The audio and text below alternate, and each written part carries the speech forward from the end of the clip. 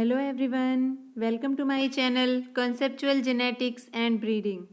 In this video we will discuss about DNA, that is deoxyribo nucleic acid. In our previous video we have already discussed that what are the different structural component of nucleic acid. Nucleic acid means it is DNA and both RNA. So we have already discussed about the structural component and what is the monomeric unit which join together to form the long DNA molecule. So in this video we will discuss in detail about the structure of DNA and how this structure of DNA is formed. So let's start today's video. First of all, we will revise that what is nucleic acid and what is the basic structural component of nucleic acid, that is DNA and RNA. So nucleic acid, it is basically composed of nucleotides. We have already discussed in our previous video on the genetic material, that is all the genetic material, or we can say the nucleic acid, DNA or RNA. Both are made up of repeating units of nucleotides. So one nucleotide join with other nucleotide and so on. Like this, a long chain of nucleotide form, and this is known as this nucleic acid, DNA or RNA. And each nucleotide, it is made up of 3 subunits. One is ribose sugar or deoxyribo sugar.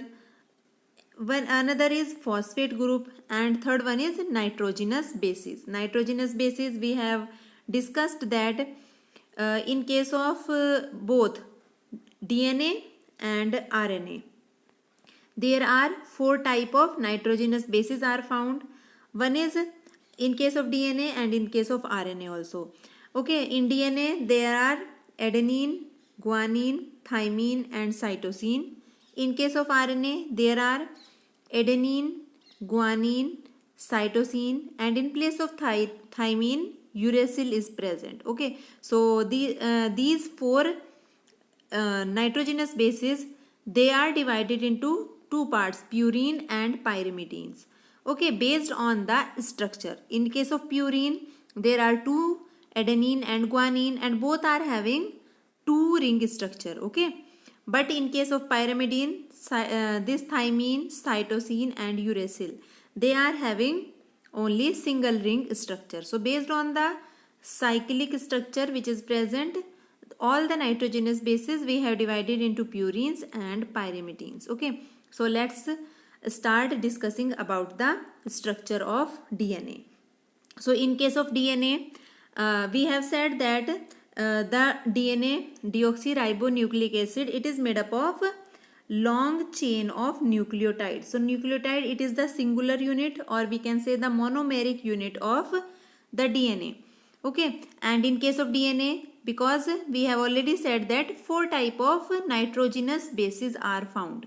Okay, so nitrogenous base, on the basis of presence of nitrogenous bases in the nucleotide, we have already said that a single nucleotide, it is made up of a sugar molecule, a phosphate molecule and a nitrogenous bases. Okay, so everything will be this common, this sugar molecule and the phosphate group, but different 4 type of nitrogenous bases will be present, and on the basis of presence of nitrogenous base, a different name has been given to each nucleotides. Okay, so basically if thymine is present in the nucleotide, then the name of nucleotide will be deoxythymidine monophosphate. In short, it will be known as DTMP. If cytosine is present as a nitrogenous base on the nucleotide, then it will be known as deoxycytidine monophosphate, or in short DCMP. If this adenine is present, then it will be known as deoxyadenosine monophosphate, or DAMP.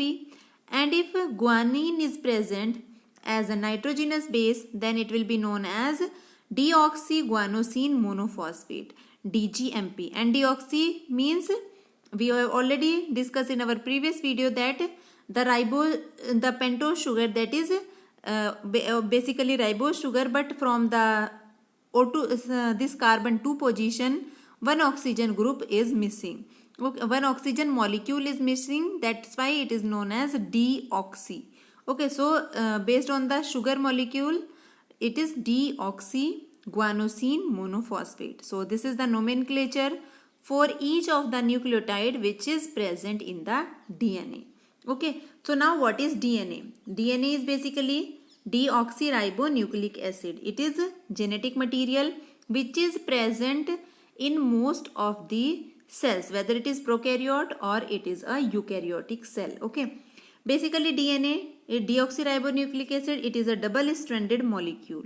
What is the meaning of double-stranded molecule?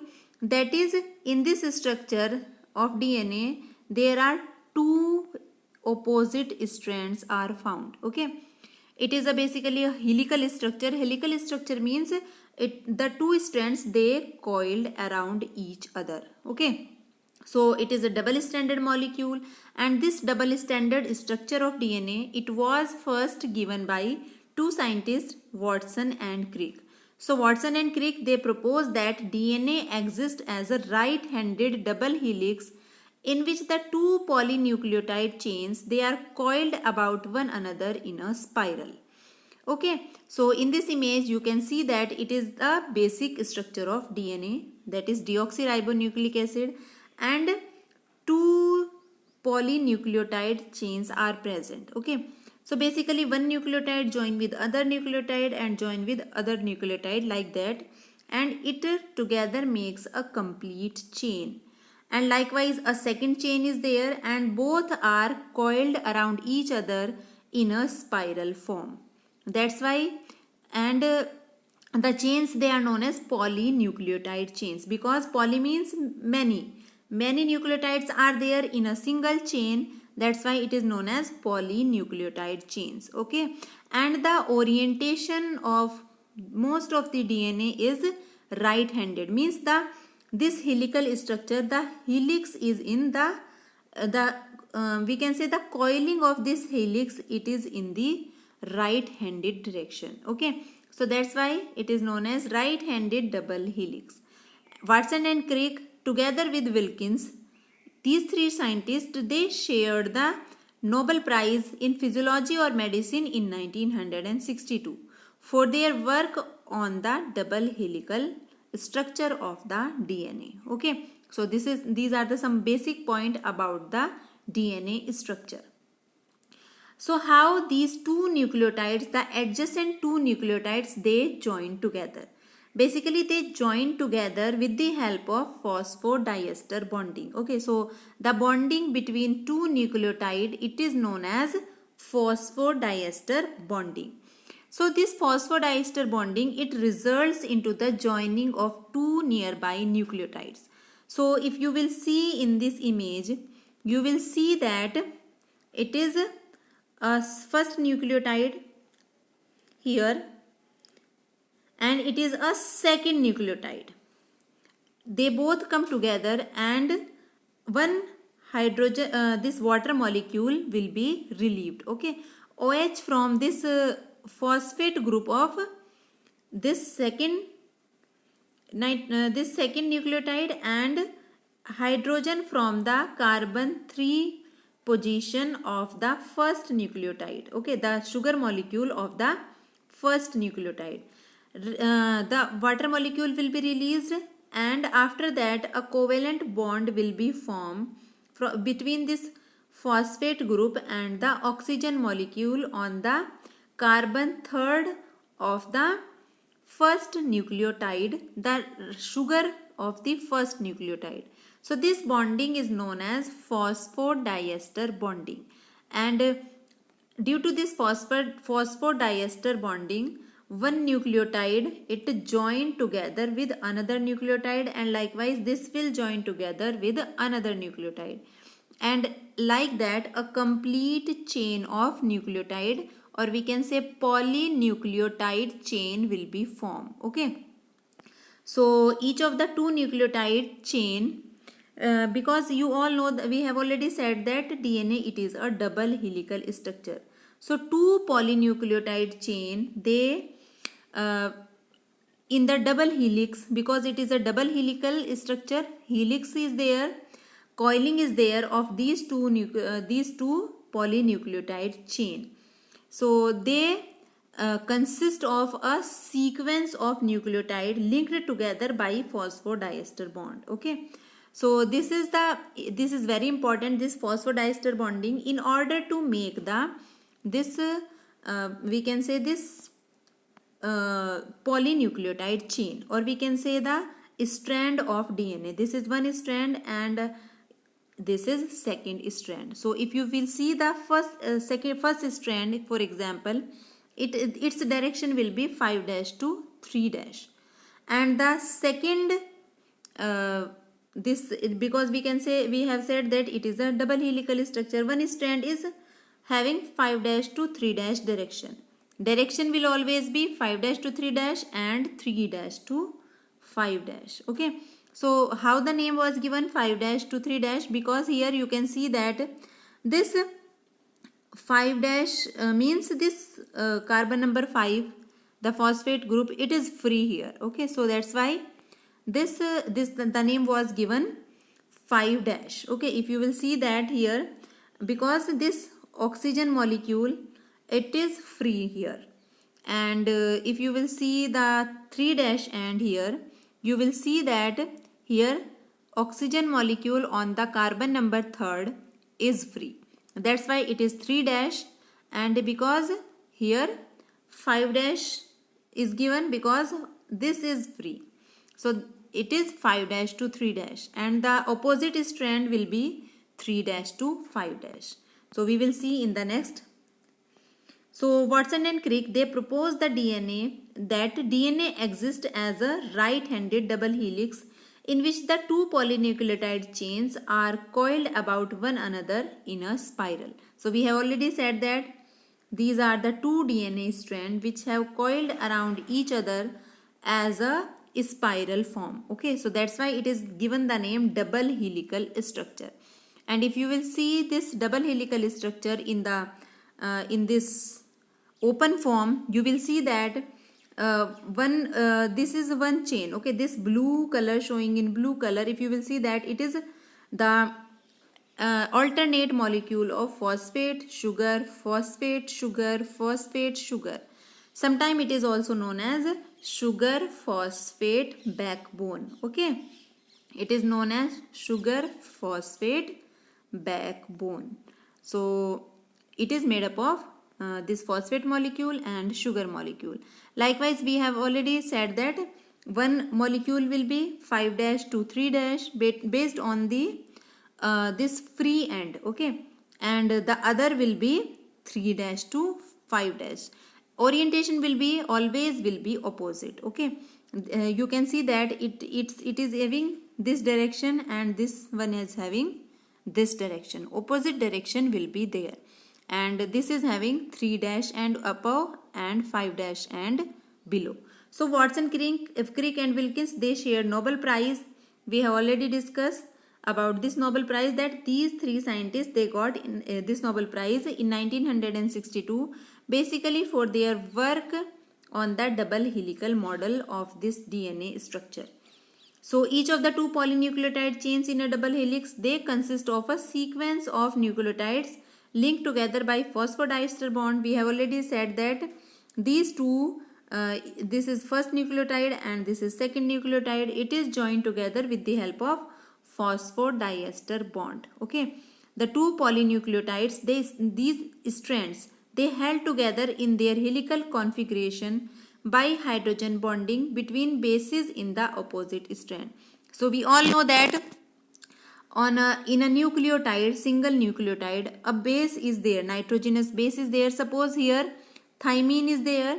So in the opposite strand, this is the nucleotide, and here one molecule of adenine will be present. Okay, so basically thymine joined together with adenine with the help of two hydrogen bonds.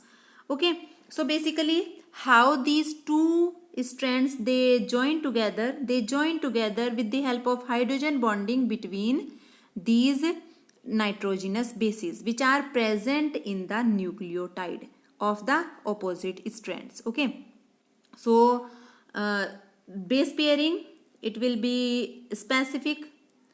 Adenine will always pair with thymine. So A will always pair with thymine with the help of two hydrogen bonds. Okay. So these dotted structure which are present, they are hydrogen bond basically. And guanine will always pair with cytosine. So here you can see that guanine G, it will always pair with cytosine with the help of three hydrogen bonds. Okay. So if thymine is present in one strand, in the opposite strand always adenine will be present, and if guanine is present in one strand, then in the opposite strand at same place cytosine will be present. Okay, so this is fixed. This base pairing is specific and it is fixed and it is universal in all type of DNA which is found in all type of organisms. Okay, so thus all base pairs, they consist of one purine and one pyrimidine base. So because you all know that adenine and guanine, they are purines. Okay, and thymine and cytosines, they are pyrimidines. Okay, based on this structure we have already divided them. So because A will always pair with T, so one purine will be there in the pair and one pyrimidine will be there. And G will always pair with C, so again one purine will be there in the pair, in the nitrogenous bases pair, and one pyrimidine nitrogenous base will be there. Okay, so this is the basic structure of DNA. And in case of DNA, if you will see the basic structure of the DNA, you will see that the distance between two nucleotide pair. So if you will see this structure, open structure, the chemical structure, you will see that the distance between these two nitrogenous base pair is always 0.34 nanometer. So you can see that this is one base pair, this is another base pair, and the distance between them is 0.34. It is universal in the DNA. Okay, and in a single turn, it is a single turn. You can see that it is a single turn from here to here. Always 10 nucleotide pair will be present. Okay, and the approximate width of this helix is, this double helix will be 2 nanometer. Okay, so half will be 1 nanometer. It is the most common structure of DNA which is known as B type of DNA, and it is having this type of configuration in all DNA. Okay, so we have already said that base pairs, they are about 0.34 nanometer apart from each other, and in one turn there are 10 base pairs. So one turn will be 3.4 nanometer long. Okay, so this sugar phosphate backbone of the two complementary strand is antiparallel. We have already said what is the meaning of antiparallel is one strand will be 3' to 5' and another strand will be 5' to 3'. Okay, this 5' this is the basic nomenclature which we use, 3' to 5' and 5' to 3' based on the free end. Okay, based on the free end we have given the name, and these are, that's why it is known as, they are known as anti-parallel. Okay, because one is having this, suppose this direction, then another will be having this direction.